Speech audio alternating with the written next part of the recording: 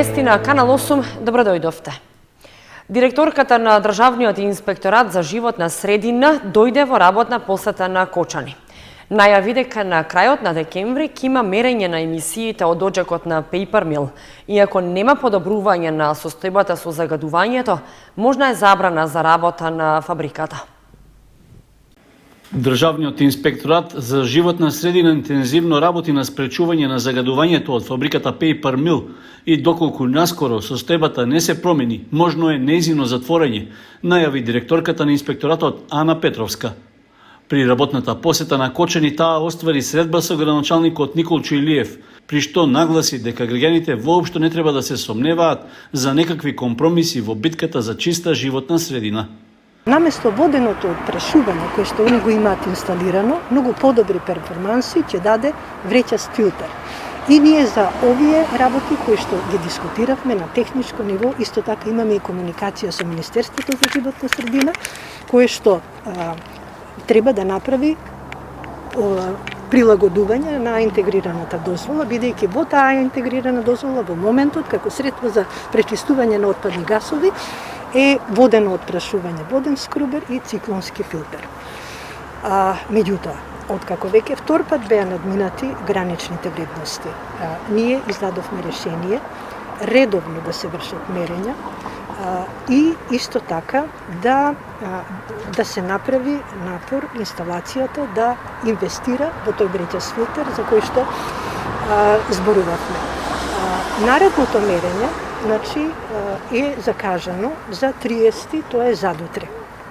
По зависност од резултатите на ова мерење, сушност, ќе зависи и понатаму дали Paper Mill ќе може воопшто да работи или не. Фактички, доколку имаме повторно отстапување на вредностите на измерените параметри, секако ќе бидат задолжени да работат исклучиво на метан, а доколку тоа не е возможно, ние ќе можеме и да наредиме престанок на функцијата на инсталацијата. Градоначалникот Илиев рече дека локалната самоуправа во рамки на своите законски надлежности презема мерки за намалување на причините за аерозагадувањето. Решавањето на Paper Mill, односно на оваа фабрика, проблемот, тоа не значи дека проблемот на загадувањето во Кочани е решен. Тоа е еден проблем, како што рековме, долгорочен, не само во Кочани, туку и во сите други градови. Ние како локална самоуправа покажавме и докажавме не само желбите, туку и на терен и на дело делуваме во правец на решавањето на овој горшлив проблем на граѓаните на општина Кочани. Тоа значи дека во изминатите 2 години субвенционираме околу 150 клими инвертори.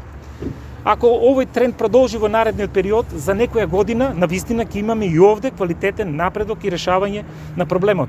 А ако се навратиме назад, ако и од претходно е инвестирано во овој сегмент субвенционирани клими, тогаш можеби проблемот денеска немало да биде толку голем. И уште нешто што во изминатото секако беше еден од проблемите посочуван како загадувач, тоа е градската депонија, која за наша среќа еве повеќе од една година ја саниравме, најдовме начин со која што ја одржуваме така како што треба и навистина сум задоволен од сите мерки што ги преземавме, бидејќи повеќе од една година ние немаме испуштање односно чадење, кој исто така ствараше додатен проблем. Илиев додаде дека ќе продолжи да действува институционално, но не сака да биде вклучен во радикални мерки и да биде дел од недолично однесување. Незадоволството од бавното решавање на проблемот со загадувањето на воздухот во Кочани, особено од Paper Mill, граѓаните го искажаа викендов со двочасовна блокада пред влезот на фабриката, најавувајќи радикални мерки ако наскоро не се постигнат подобрување на состојбата. Градоначалникот Илиев рече дека заштитата на семејниот приватен имот по протестот не бил по негово барање, туку како реакција на Министерството за внатрешни работи на повиците да се протестира пред неговиот дом и пред деловниот простор. Направен е техничкиот прием на реконструкцијата на мултикултурниот центар во Кочани, што се реализираше со средства од Европската Унија преку проектот за прекугранична соработка со соседна Бугарија. Со комплетирањето на објектот се обезбедуваат простории за активности на граѓаните, пред се младите, како и за невладините организации. Успешно заврши техничкиот прием на мултикултурниот центар, чија реконструкција и адаптација се реализираше од почетокот на оваа година.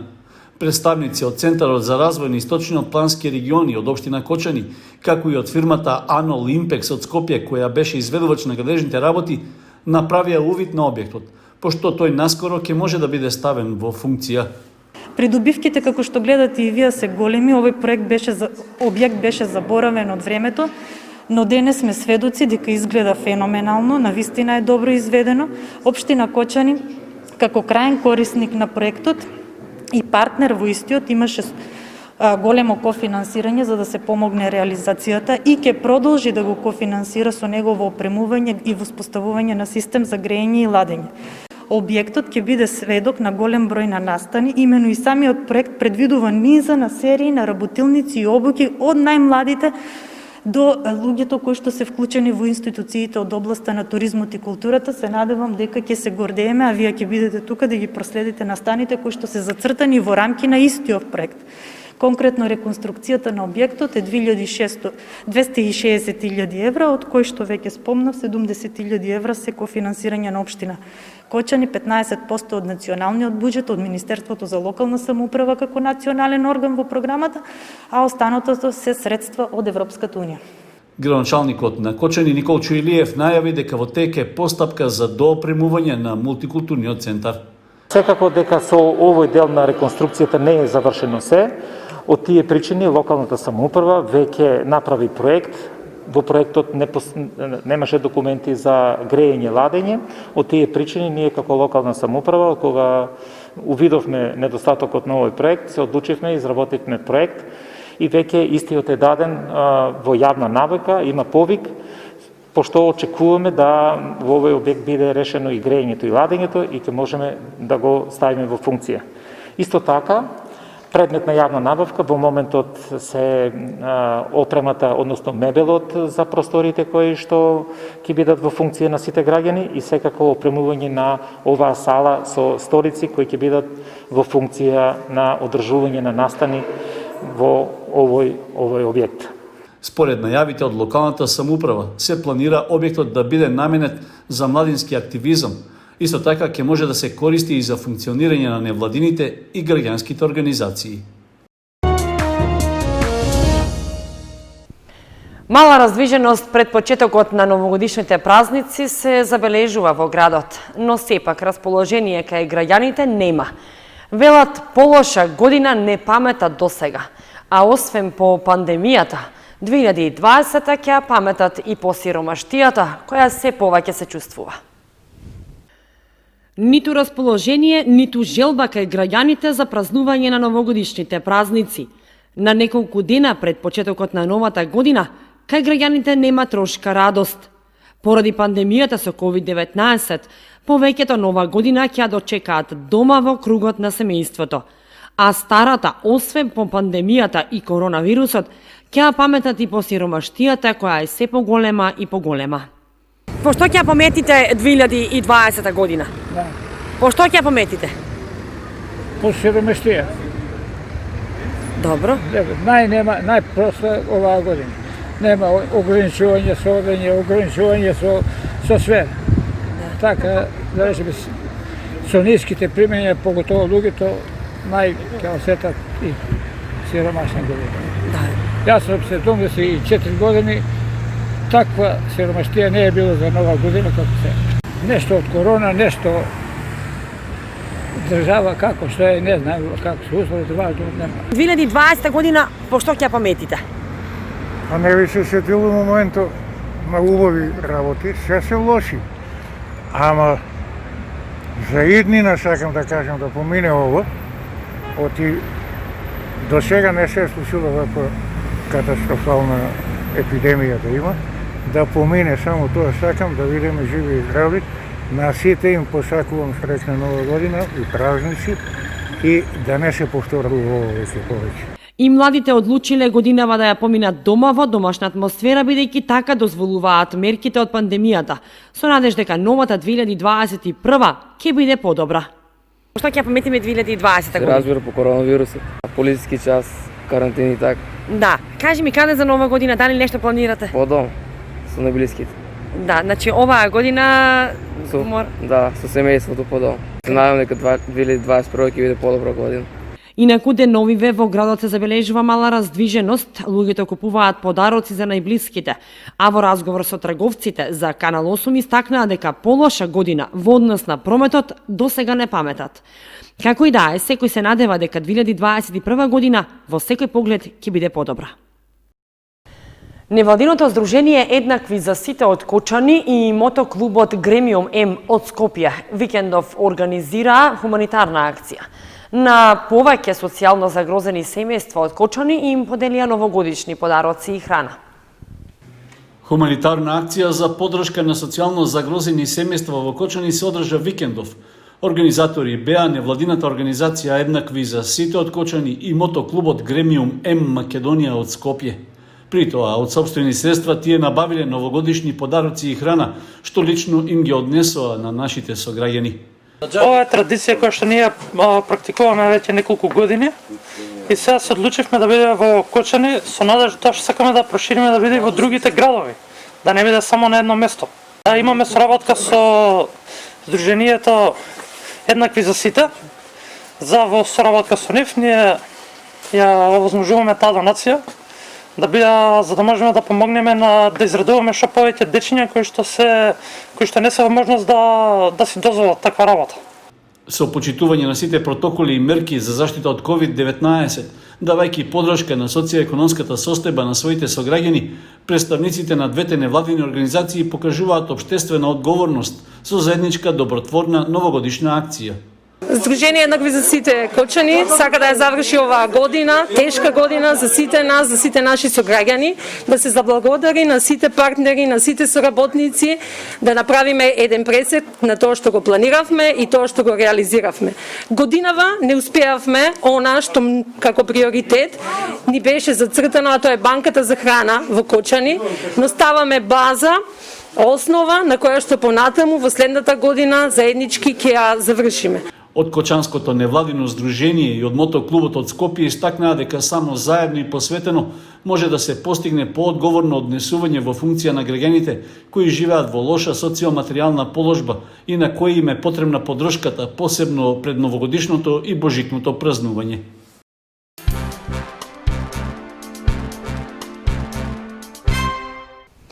Во салата на Центарот за култура Бели Мугри се одржа новогодишниот концерт на фолклорниот ансамбл Мугри. Со активноста ансамблот ја заокружи годината со надеж дека следната ќе биде поплодна во однос на настапите. Со почитување на сите мерки и протоколи за заштита од COVID-19, во салата на Центарот за култура Бели Мугри се одржа новогодишниот концерт на фолклорниот ансамбл и оркестарот Мугри, со што всушност Центарот ја заокружи 2020 година. Станува збор за завршен концерт на ансамблот и оркестарот, со што во целост завршува програмата за работа на Центарот за култура Бели Мугри, планирана за годината што изминува. Фолклорниот ансамбл Мугри на концертот се представи со скратена програма заради пандемијата со COVID-19. Играорната група се представи со 2 ора, а оркестарот настапи во 2 блока со по 3 точки. Настап имаа и гостите фолклорниот ансамбл Љупчо Сантов од Оризари, кои се нивни долгогодишни соработници во негувањето на изворниот традиционален фолклор. По пауза од една година фолклорниот ансамбл Мугри направивме новогодишен концерт, нели, како и секоја година. Гости имавме, само едни гости од наши соработници фолклорен ансамбл Љупчо Сантов Оризари, кои се представија со оркестаро само, нели, како игровна група беме само ние Бели Мугри, имајќи во предвид ситуацијата и целиот настан се одржуваше според протоколите кои ги имаме со пандемијата.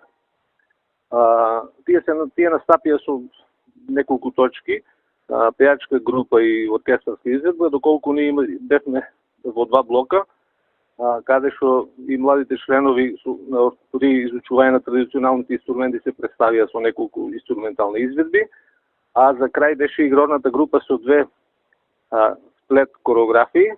Фолклорниот ансамбл Мугри годинава поради пандемијата со мал број настапи во земјава. Прошлата година ја завршивме со 20 настапи, од кои 3 во странство беа, а 17 низ државата. На сите фестивали скоро учествувавме. И за ланскиот новогодишен концерт имавме 5 фолклорни ансамбли. Сега имаме само еден со игрорната група, имаме 4 настани со оркестар. Бидејќи нели протоколите беа прифатени за оркестарот и ипак се нели на расстојани на соодветна дистанца која нели нема додир. И тие што можевме да ги одржиме, ги одржавме, другото се знае како е. Ипак пак ќе речем нели членството не е заборавено. Затоа и беше поводот да ги нели не останат незаборавени после од една година, затоа ги свикавме. Со намален број се разбира и сите протоколи кои ни беа на располагање ги одржавме. Атанасов додаде дека сите играорци и членови на ансамблот се надеваат дека 2021 година ќе биде поплодна во однос на бројот на концерти и настапи во земјава, а ако дозволи пандемијата и во странство. Од дете за дете е насловот на хуманитарната акција која ја реализираа учениците и наставниот кадар од Основното училиште Крсте Петков Мисирков од Оризари. Изработија честитки за децата кои се лекуваат на детското оделение во Кочанската општа болница. Основното училиште Крсте Петков Мисирков од Оризари реализираше хуманитарна и еко акција под мотото Од дете за дете. Вредните рачиња на учениците од прво до трето оделение изработија честитки кои ги подарија на децата кои се на лекување на детско оделение во Кочанската општа болница. Им подарија и скромни пакети со вода и им посакаа брзо закрепнување. Со овој гест учениците ја покажуваат нивната хуманост на која се учат и навикнуваат од мали нозе. Во целата акција се поддржани од директорката на училиштето, како и од наставниот кадар.